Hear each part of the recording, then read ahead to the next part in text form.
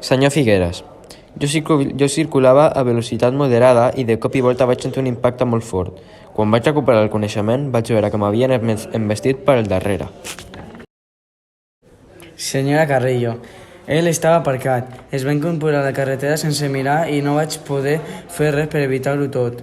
I que jo anava més a poc que ell. El radar de velocitat mostra que el cotxe vermell anava molt més ràpid que el cotxe blau. Primer vam intentar recrear la versió de la senyora Carrillo, però ens va donar error. No sortia igual que la foto. Ja. Sí.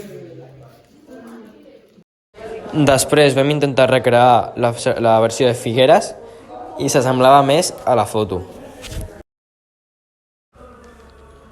Uno ja. En conclusió, Figueres i els radars tenien raó. ¿Sí o no?